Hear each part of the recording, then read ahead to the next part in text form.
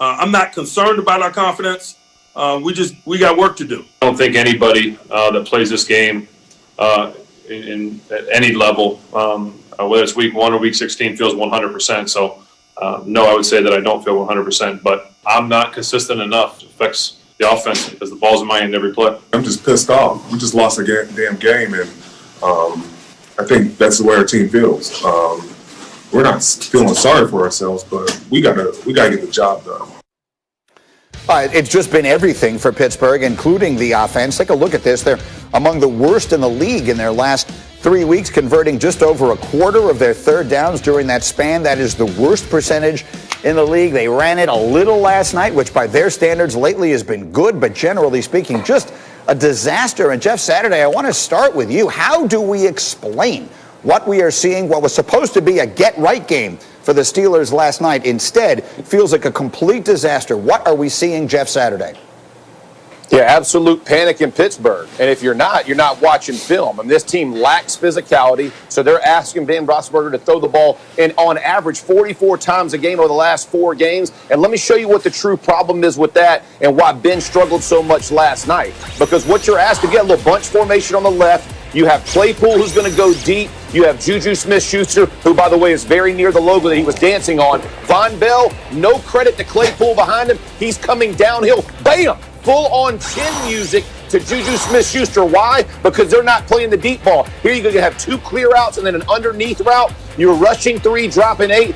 Ben doesn't settle. He's not patient, Greeny. He decides to try to force it in. You're dropping 8. There's a linebacker standing right in the middle of the lane, picks it off, takes the ball down again. The problem in Pittsburgh is what you're asking a guy who just had elbow surgery to throw it 44 times. That's the struggle. No physicality. No way they can win games doing it this way. Marcus, what? Yeah, Jeff, listen, this is one of those football questions that we can answer for fans. If you just go back and look at that game against the Bengals, they did not care 1 iota about the Pittsburgh Steelers running the football. Von Bell was hovering around the line of scrimmage. They got up and pressed these dudes. They was like, look, we are going to either get beat or we going to force Ben in his 2.1 seconds of getting rid of the ball to beat us, and that's what they did. Pittsburgh looks old. Jeff talked about it. The offensive line is bad. Like, they ripped off a few runs last night, which is to be expected when Cincinnati ain't worried about nothing but dink and dunk passes. And then you look at Ben, and Ben said it best. Like, you can't make mistakes. You know this team is reeling offensively. You know the deficiencies that y'all have. So 2 turnovers, the interception and obviously the center quarterback exchange, which was on him. He didn't close his bottom hand up. This is bad. This is a team that will be done the first week of the playoffs. This is a team that has offensively only one go-to. That's try to get receivers the ball early and hope they make plays after the catch. This, like, no physicality. Offensive line is not good. It's never supposed to be associated with the Pittsburgh Steelers. And we're seeing it all over the place. Plus, an aging quarterback that can't make up for the things that you lacking, because obviously he's a part of the problem now. They were 11-0, now they're 11-3. For the record, if they beat the Colts this weekend, which certainly feels like anything but a guarantee, they do wrap up the division. So all is not lost, Jeff. I feel like I want to ask you, how much of what we're seeing is on the quarterback? I'm thinking back to before the season when Mike Tannenbaum said, you have to be worried about the elbow. You have to be worried about his willingness to take hits at this age and this stage of his life. You're shaking your head. It's not the quarterback? No, listen, this is a philosophy in Pittsburgh, man. And Swagoo and I both just said it. With the lack of physicality, listen, this offensive line ranks in the bottom 5, Greeny, in pass win rate blocking and rush win rate. I mean, what are you at? So you're going to ask a 38-year-old guy who just came off elbow surgery to throw it 44 times and think you're going to get anything different? You're going to spread 5 wide, Greeny, so that and what's Roethlisberger doesn't scare you at all running the ball. So what are you going to do? Like the philosophy of what Pittsburgh is and has been is gone. No one's afraid of them. And here's the thing. Like the Bengals last week, that's a must win. That's a 3rd-string quarterback That's absolute garbage. I heard Louis Riddick talk about, hey, listen, throw the records out when you play a division opponent. No, don't throw the record out, bro. They're trash. We should have piped them. We did not get the job done. I mean, at the end of the day, that is a must-win game. And when you can't physically dominate your opponent, and they got that squad that they put out there, you should be embarrassed by the way you play. Go ahead, Marcus. Yeah, I'm glad you got linemen on here today, G, and don't have them quarterbacks, because Jeff is, I can tell you, like the Pittsburgh Steelers at this time of the year, even with Big Ben, it's fine to play with a quarterback that still has some things and not everything that he's had. It's fine.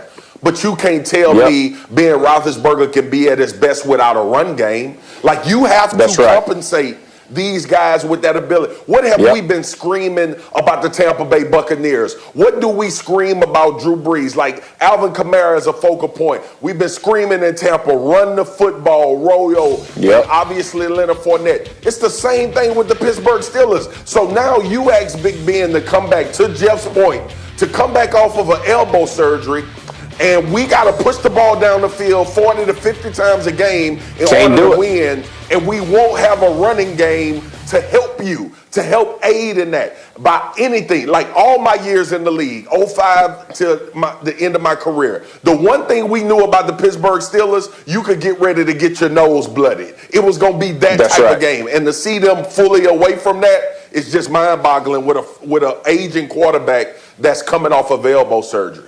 Well, Graziano, let's then turn to that piece of this, because we were talking before the show this morning, you and I. There's a real urgency for the Steelers to get it done right now because of what is right around the corner. What is that? Yeah, if you think it looks bad for the Steelers right now, wait until the offseason when they have to figure out next year's salary cap.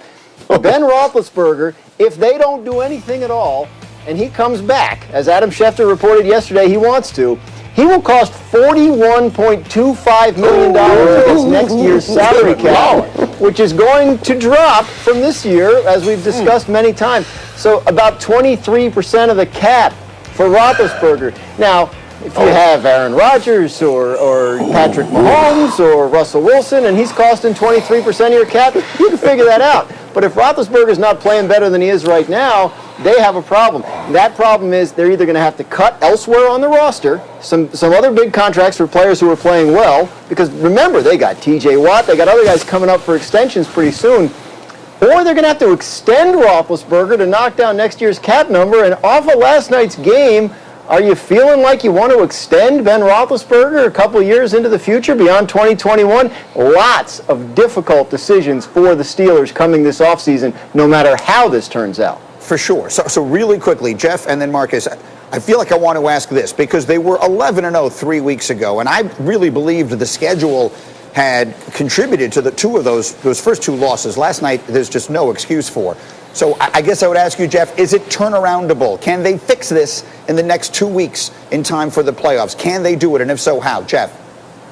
I don't think so. Listen, again, I don't think this is a Big Ben problem. This is a philosophy problem, right? You can't just turn into a physical football team. The offensive line's not doing it. The defense is decimated, especially in the middle of the defense. I don't think they can turn it around. This thing has turned. Life comes at you fast, Greeny. It's coming at them real fast the last 15 days. I agree. And yet, Marcus, obviously, if you're on that team, you're not thinking, oh, well, we're done. What are you thinking? What is it you're thinking we need to do now? Look, this is lock-in, galvanized. This is Big Ben's leadership. Guys listening to him and trying to go about it that way. And from a defensive standpoint, physicality and learn, like, they have to impact the game. They have to turn the football over. The defensive mentality has to change for the Pittsburgh Steelers. The offense will continue to struggle. So defensively now they got to put it on their backs and make sure they give short fields, give turnovers, try to get hidden points in special teams. This team offensively is stinking right now, and I don't get it fixed fast. Again, they finish up with the Colts and then the Browns. So there are no more easy games. Last night was supposed to be the easy game. Anyway, all of the big news